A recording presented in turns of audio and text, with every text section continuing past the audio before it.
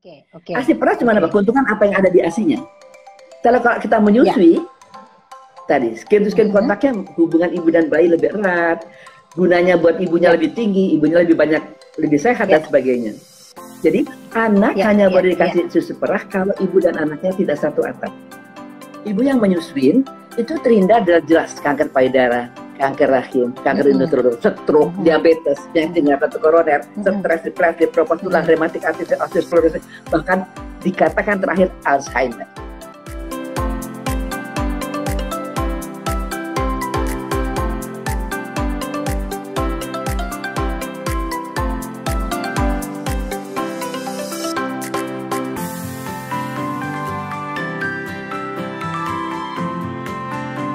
Tadi pagi saya bicara dengan Dokter Objin tentang ibu hamil dan puasa di masa pandemi. Sekarang saya minta Mbak Tami untuk memberikan pencerahan pada ibu-ibu ya. Tadi ada beberapa yang sudah berkomentar, bertanya, katanya lagi puasa terus ASINya jadi berkurang gitu. Terus ada lagi yang puasa tapi terus ASINya berhenti sama sekali. Nah, sekarang saya mau bertanya nih Mbak Tami. Menurut Mbak Tami, siapa ibu menyusui yang boleh puasa? Gitu ya. Terus kalau puasa apa yang harus diperhatikan? Silakan Mbak Tami. Oke, sebelumnya kita tahu bahwa di Al-Quran itu hampir ada 20 ayat yang berhubungan sama menyusui. Nah, kita bicara tentang ibu yang puasa dan menyusui. Ada satu hadis dan indah sekali. Saya bacain ya. Ibu menyusui. Silakan Mbak Tami. Dicatat. Ibu menyusui dicatat sebagai seorang yang berpuasa, dan sekiranya puasa itu tanpa berbuka, niscaya pahalanya seperti pahala puasa dan tahajud sepanjang malam. Jadi ibu menyusui yang tidak puasa itu sudah dikasih, menyusui itu sebagai dianggap puasa. Sekali lagi ya, ibu menyusui dicatat sebagai seorang yang berpuasa, dan sekiranya puasa itu tidak buka, kan menyusui nggak buka-buka kan, tanpa buka, niscaya pahalanya sama seperti pahala puasa dan tahajud, sembahyang tahajud semalaman. Ini dari hadis. Jadi sekali lagi, begitu pentingnya menyusuin bayimu itu, sehingga memang banyak sekali kemudahan-kemudahan yang diberikan pada ibu berpuasa. Ibu menyusui yang berpuasa. Ada lagi satu yang bagus sekali, tadi ketemu, bagus sekali. Nih ya. Bagi perempuan antara kehamilan hingga menyapih, kehamilan hingga menyapih, seperti pahalanya seorang yang berjuang di jalan Tuhan. Jadi pahalanya sama seperti orang yang berjuang di jalan Tuhan. Jika ia mati, bahkan kedudukannya seperti orang mati syahid. Jadi kalau nggak mati, pahalanya sama pahala orang yang tadi, orang yang orang yang berjuang di jalan Tuhan. Karena memberikan, menyusui dan melahirkan itu dalam agama Islam itu berjuang di jalan Tuhan. Anak itu hanya titipan Tuhan yang diberikan pada kita. Jadi ini begitu pentingnya menyusui, dianggap oleh Al-Quran dan hadis atau oleh Allah dan di Nabi, bahwa begitu banyak. Jadi sekali lagi, Mbak Tami juga baru terbaca sih ini dari hadis ini, bahwa ibu menyusui dicatat sebagai seorang yang berpuasa loh. Nah jadi maksud Mbak Tami, jangan terlalu gelisah bahwa tidak bisa menyusui, karena tidak bisa puasa karena menyusui. Walaupun memang, kenapa kok sebegitu hebat?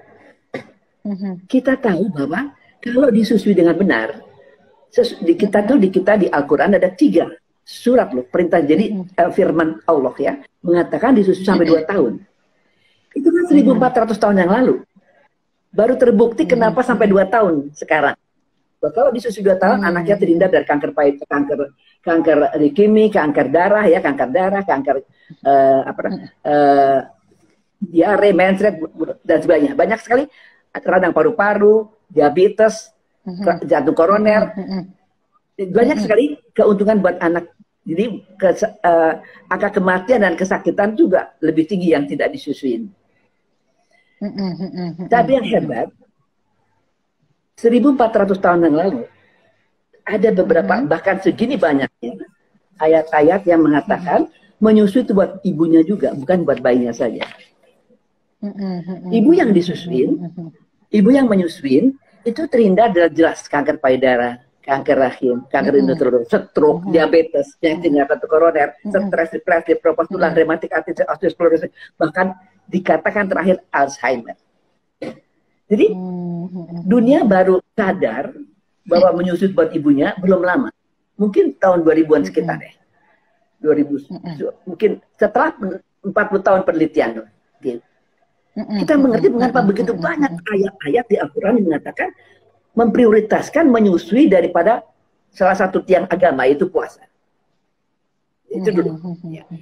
Jadi, misalnya yang paling bagus adalah yang paling bagus, yang paling menyentuh hati adalah ini. Satu hadis, jika ibu menyusui anaknya, maka tidak ada satu tetes pun air susu ibu yang diisap oleh bayinya, kecuali ia akan menjadi cahaya yang memancar di hadapannya kelak di hari kiamat. Bayangin. Satu tetes loh. Ini satu tetes. Satu cc kan 20 tetes. Satu cc kan 20 tetes. 1 liter berapa? Dalam 2 kali 22 tahun dikalikan berapa terang cahaya buat ibu yang menyusui dengan benar. Dengar kali. Jika seorang ibu menyusui anaknya, maka tidak ada satu tetes pun ASI, tidak ada satu tetes pun ASI yang diminum oleh bayinya yang tidak menjadi cahaya yang memancar di hadapannya kelak di hari kiamat yang gelap sekali.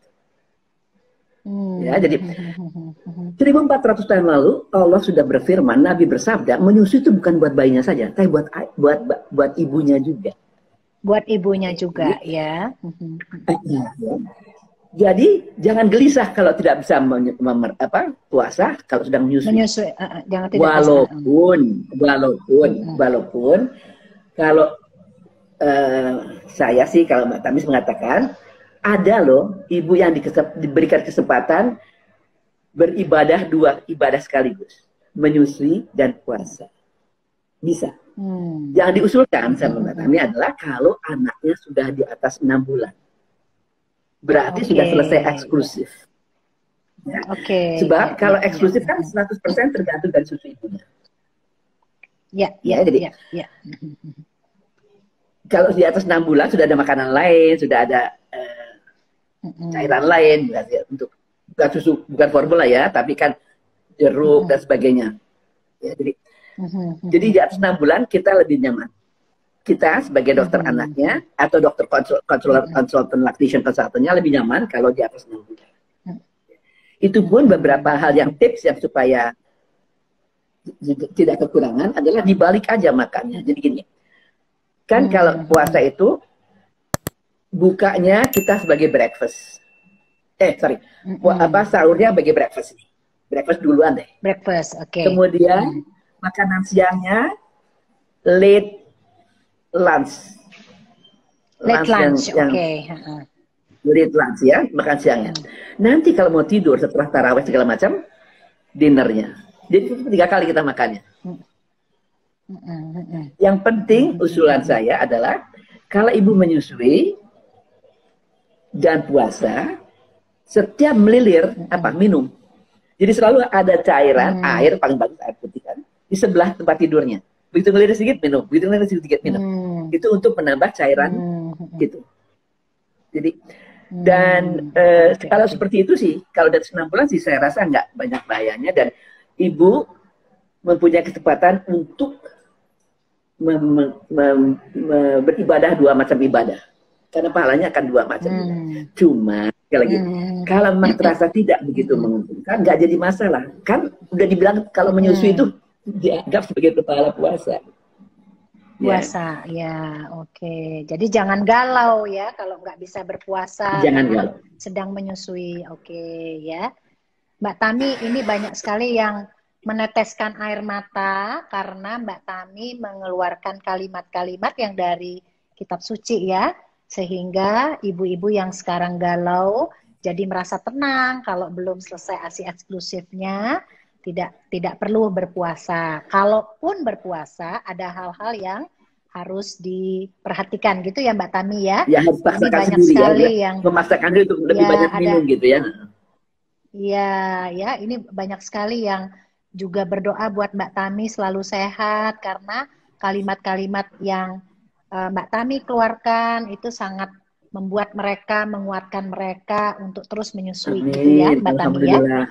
Oke, Mbak Tami, saya tahu ya, Mbak Tami ini tidak hanya mendalami Al-Quran dan hadis-hadisnya, tetapi banyak kitab-kitab suci seperti Weda, kitab suci orang-orang Kristen yang Mbak Tami juga dalami gitu ya Mbak Tami. Sebetulnya ada pesan yang sama sebetulnya ya Mbak Tami dari kitab-kitab suci yang ada Mbak Tami ya.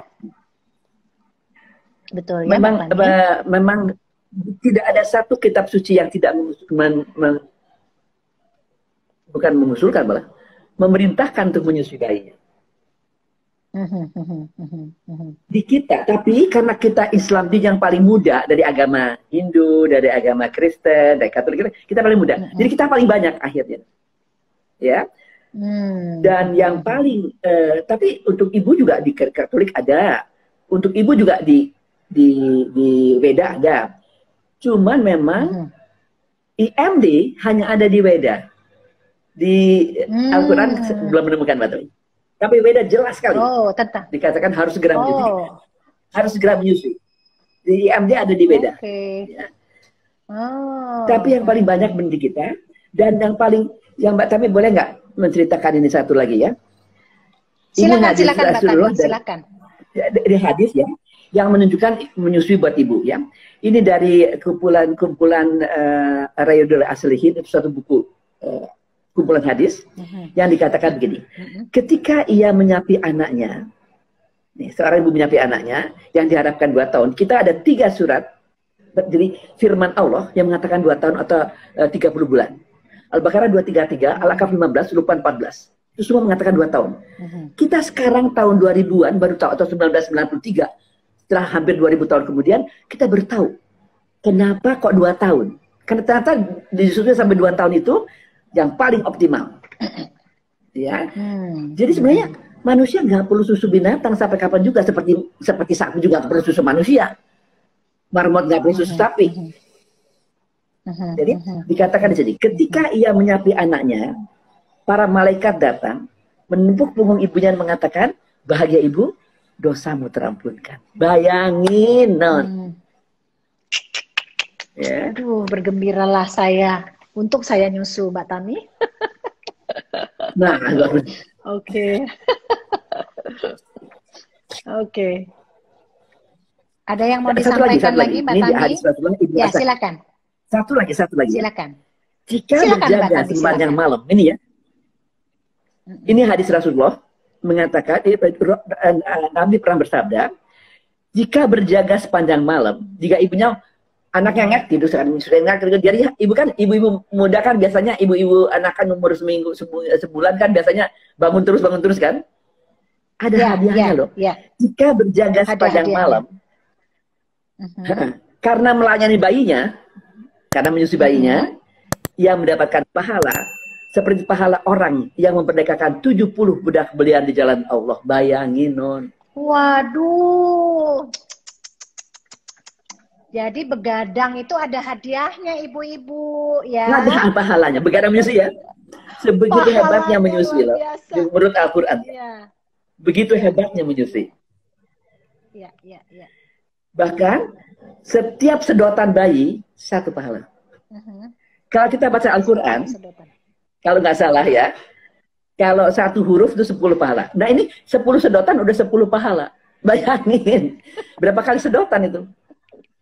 Jadi banyak sekali pahala-pahala yang buat ibu-ibu menyusui.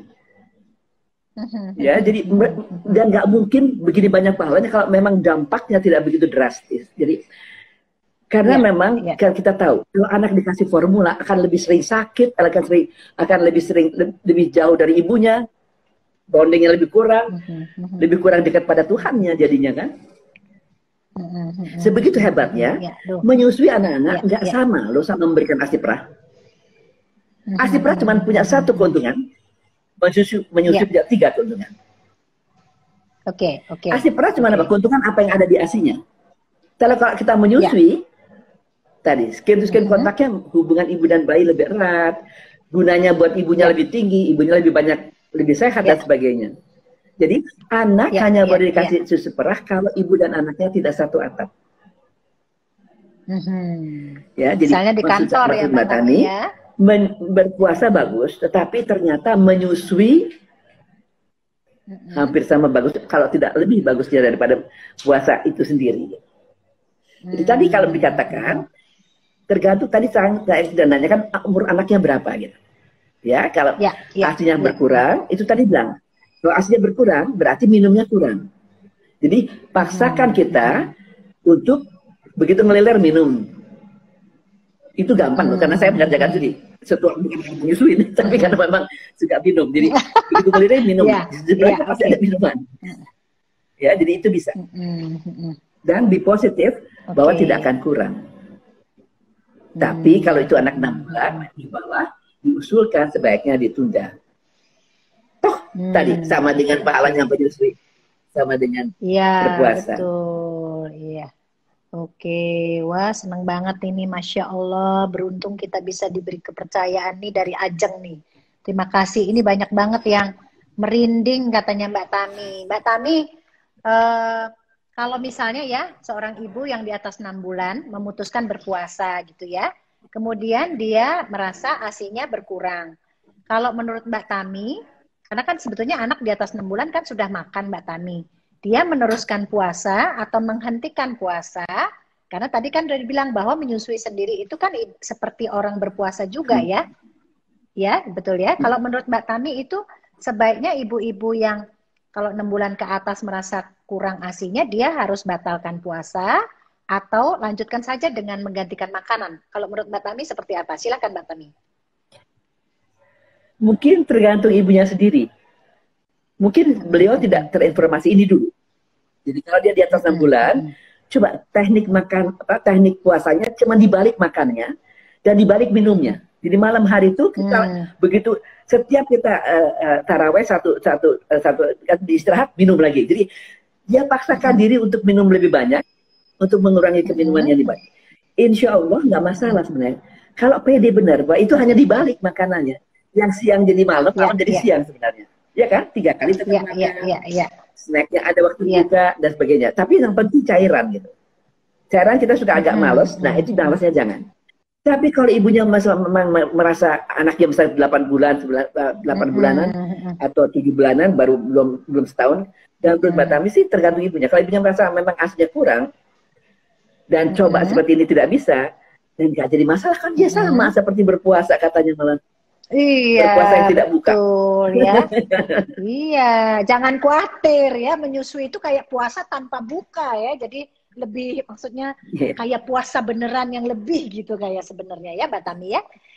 Ya, Mbak Tami boleh bicara, memberikan pesan untuk apa yang Mbak Tami mau pesankan pada ibu yang sedang hamil, yang kelak akan menyusui dan untuk ibu menyusui itu sendiri. Sedang hamil dan kelak akan menyusui. Ya, kemudian untuk ibu menyusui yang saat ini sedang berjuang untuk berpuasa, kemudian mau menyelesaikan ASI eksklusif dan menyusui selama 2 tahun, ada nggak pesan Mbak Tami sebagai closing statement Mbak Tami? Silakan. Mbak Tami menyusui aja ya, hamil Ibu Dokter Arifudin Nanan. Mbak Tami cuma satu lagi, satu lagi hadis ya, dengar baik-baik. Ini hadis Rasulullah Muslim.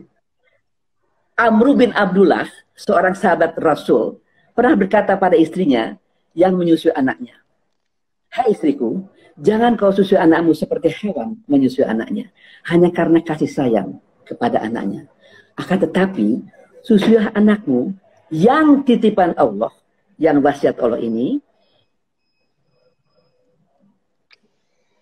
dengan niat mengharapkan pahala dari Allah Subhanahu wa Ta'ala, agar ia hidup melalui susuanmu menjadi anak yang bertakwa pada Tuhannya.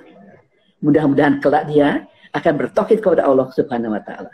Jangan menyusui anakmu seperti hewan menyusuinya. Susuilah anakmu dengan niat untuk Allah dan karena Allah. Semoga anakmu nanti ini akan hidup menjadi kelak menjadi anak yang bertauhid pada Tuhan. Menyusui bukan hanya beri makan anak, menyusui lebih dari hanya beri makan anak. So, susuilah anakmu sampai 2 tahun sesuai, dan banyak sekali orang-orang kayak dokter TV yang bisa menolong kalau menemui itu secara menyusui. Memberikan formula bukan hal yang sederhana. Jadi yang belum memberikan formula, usahakan mati-matian berusaha dulu, usaha untuk tetap menyusui sampai 2 tahun bahkan or beyond that. Ya, Oke, itu pesan saya. Mbak Tami. Ya, Terima kasih oke. banyak Mbak Tami.